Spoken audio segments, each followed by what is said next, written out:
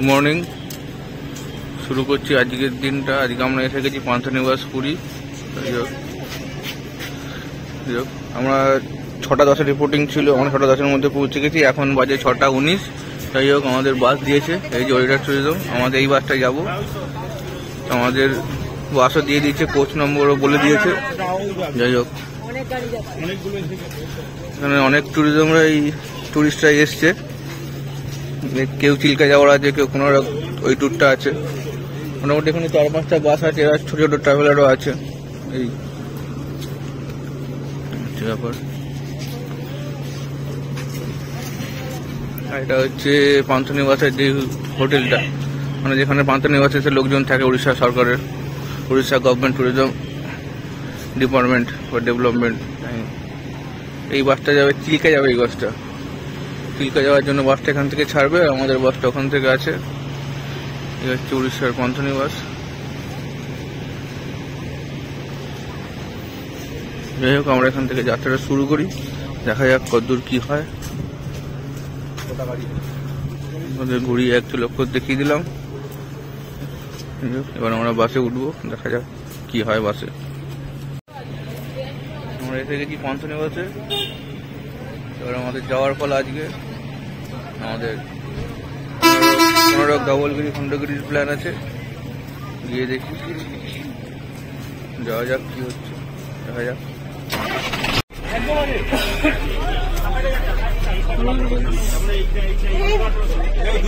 বাবা, সব জায়গা ভরে গেছে, লোক ভর্তি। বুঝতে পারছি না কোথায় যাবো, কোথায় দাঁড়াবো।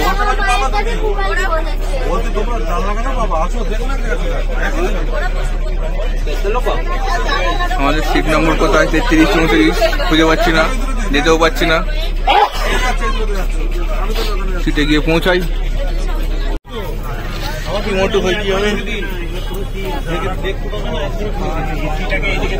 আমরা এসে গেছি বাসে। বাস আমাদের ছেড়ে দিয়েছে, ওটিডিসি থেকে বাস ছাড়লো। দেখা যাক, আমরা যাই। ওটিডিসির বাস সবাই ছেড়েছে, যাওয়া যাক। কতদূর কি হবে বোঝা যাচ্ছে না। এইসব ওটিডিসি থেকে বাস ছাড়লো, বাস মোটামুটি পুরোটাই ভর্তি। আমরা এখন ওই বাসটা থেমেছে একটা জায়গায়। ওই সকালে যেহেতু ব্রেকফাস্ট আমরা করিনি, 6:30টার সময় বেরিয়েছিলাম। 6টা 10-এর রিপোর্টিং ছিল, আর 6:30 নাগাদ আমাদের বাস 6টা 20 নাগাদ বাস ছেড়ে দিয়েছে। তাই এটা ব্রেকফাস্টের জন্য জানিয়েছে। আমরা কিছু ব্রেকফাস্ট কিনলাম, একটা কেক ফেক কিনেছি।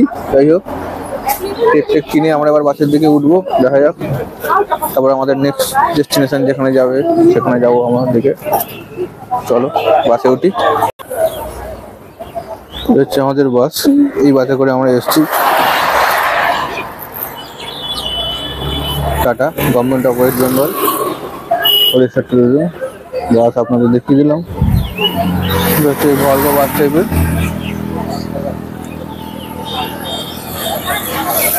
এই বাসে করে আমরা ইয়ে করছি। কোথায় এখানে পাচ্ছ তুমি?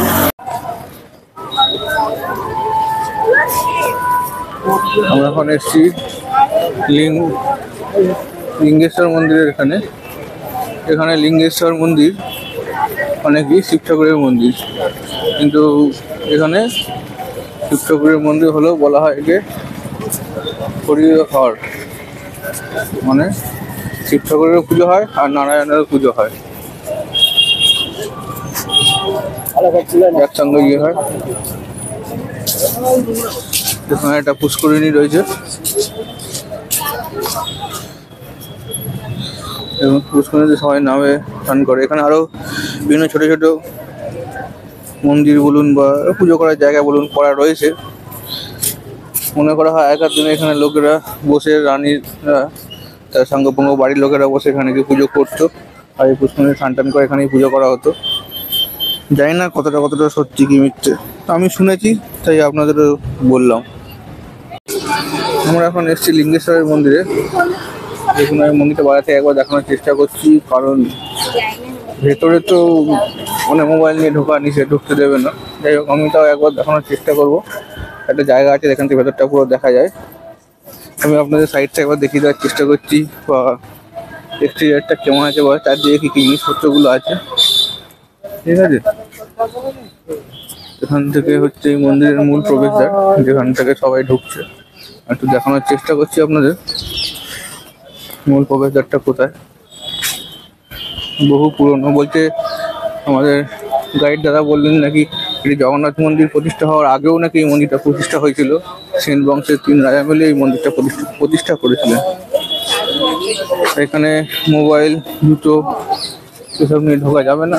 তা আমাদের যে গাইড দাদা ছিলেন সেখানে মোবাইল জুতো শহরে রেখেছেন। আর এখান দিয়ে প্রবেশ করতে নিয়ে হচ্ছে মূল গেট বা মেন ফাটক যেটা বলা হয়।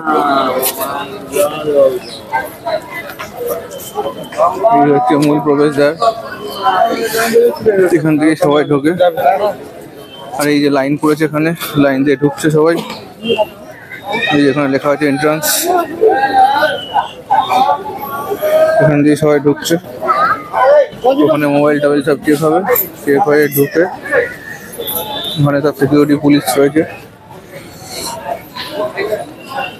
আমি যেহেতু ভিডিও করব, আমি আর ঢুকলাম না, আমি বাইরে রয়ে গেলাম।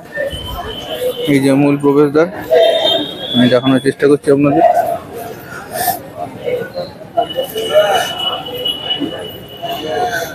মেন জায়গাটা, এখান দিয়ে সব লোকজন ঢুকছে, দেখানোর চেষ্টা করছি।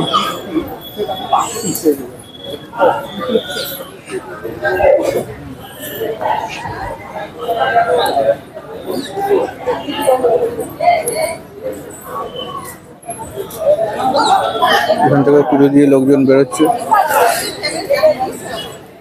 এখান দিয়ে লোকজন ঢুকবে এন্ট্রি করে, হাত পা দিয়ে ব্যাগ ট্যাগ চেক করে এখান দিয়ে ঢুকে এখানে মন্দিরে প্রবেশ করবে। মন্দিরে প্রবেশ করে মন্দির দর্শন করে পুজো দিয়ে এখান দিয়ে বেরিয়ে যাবে। ওটা হচ্ছে এন্ট্রান্স, এটা হচ্ছে এক্সিট। ওকে, যা মনে হচ্ছে এখানে একটা বাস পার্টি এসছে। বাস পার্টি আসার পরে বিশাল লাইন করেছে। দেখুন, এসব কৃষ্ণ ভক্ত, সবারই হাতে মালা রয়েছে, নাম জপ করছে। আর এখান দিয়ে ঢোকানো হচ্ছে। হ্যাঁ হ্যাঁ হ্যাঁ, ওই ঢুকছে ওখান দিয়ে, ওই যে ওখানে যাচ্ছে এন্ট্রি।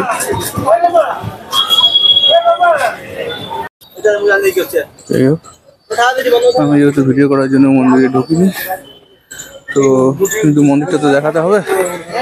তা মন্দিরের পাশে একটা জায়গা করা আছে, মানে অনেকগুলো সিঁড়ি পেরিয়ে উঠতে হয়। তো সেই সিঁড়ি টিড়ি পেরিয়ে আমি এসেছি। তারা এখানে ভিডিও করবে, তাদের জন্য জায়গাটা বানানো হয়েছে।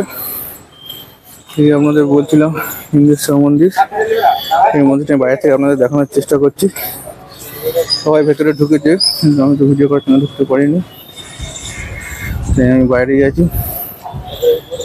বাইরের থেকে আপনাদের দেখানোর চেষ্টা করছি। ভিতরেও যা আছে বাইরে থেকে সবই দেখা যায়।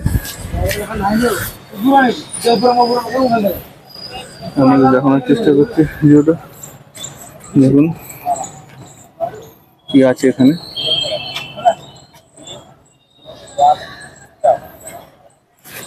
এটা বলছিলাম লিঙ্গেশ্বর মন্দির, বা এখানে হরিহর বলা হয় থাকে। এখানে শিব ঠাকুর আর বিষ্ণু দুজনেরই পুজো করা হয় তুলসী পাতা এবং বেলপাতা দিয়ে। আমি ইউটিউবে দেখেছিলাম অনেকে এখান থেকে এসে ভিডিও করছিল, এবং আমারও ইচ্ছে ছিল এখানে এসে একটু ভিডিও করার। যাই হোক, আমি সেই জায়গাটা পেয়েছি বা বার করেছি। Thanks YouTube, all those kind of bloggers, those people who blog from here. ঠিক আছে, আমি দেখালাম। দেখুন এখান থেকে মোটামুটি সবই দেখা যাচ্ছে।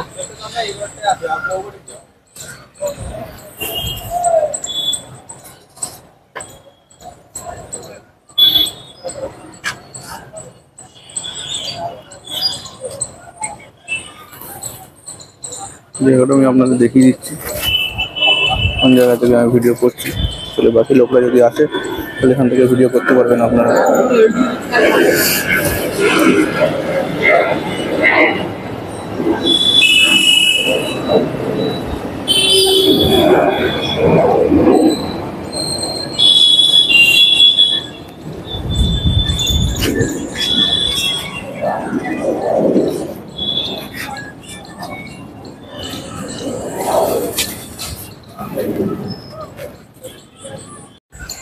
যাই হোক, ইউটিউবের দৌলতে মোটামুটি সবাই জেনে গেছে যেখান থেকে ভিডিও করা যায় বা পুরো মন্দিরটা দেখা যায়।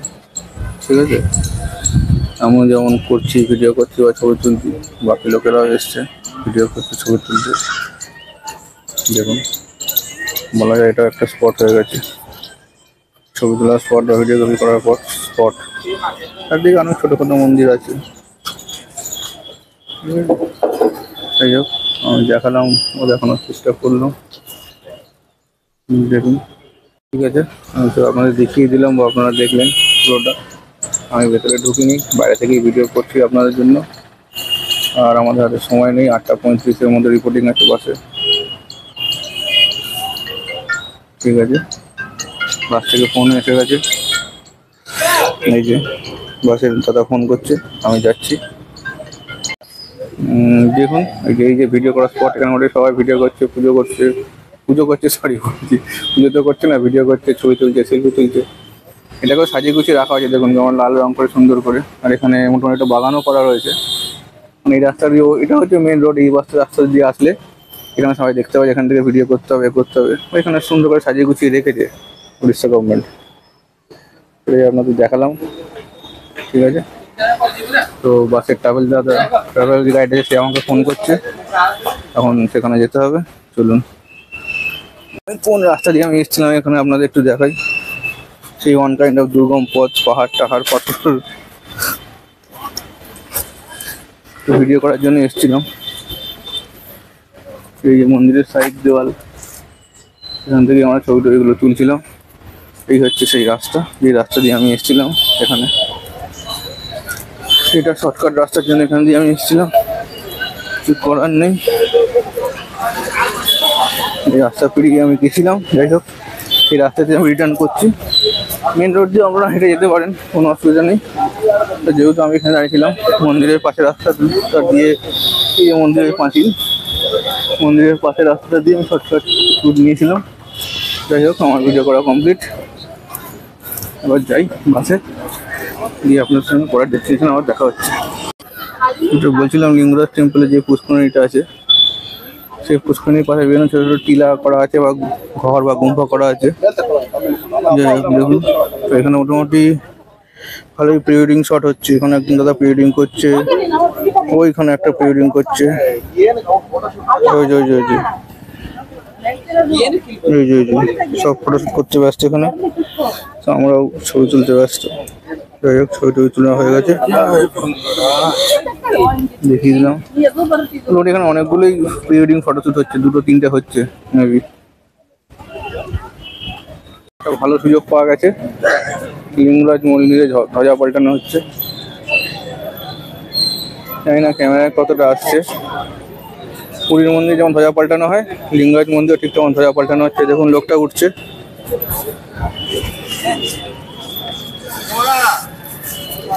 ধ্বজা পাল্টানো হচ্ছে, কিন্তু হাতে তো আর বেশি সময় নেই, আর বেশি দেখাতে পারবো না। আর বাসে যেতে হবে। যাই হোক, যেটুকু পারলাম দেখালাম। এটা হয়তো কোনো ইউটিউবে দেখায়নি বা কোনো ইউটিউবার দেখায়নি, মানে দেখাতে পারিনি, ওঠেনি, তাই আমি পেলাম বলে দেখালাম।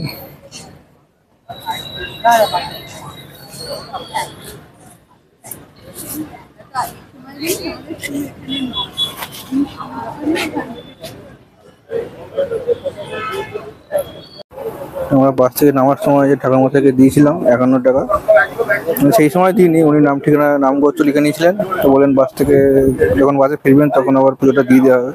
যাই হোক, উনি সামনে দাঁড়িয়েছিলেন, প্রসাদ দিলেন, আর 51 টাকা আমি ওনাকে দিয়ে দিলাম।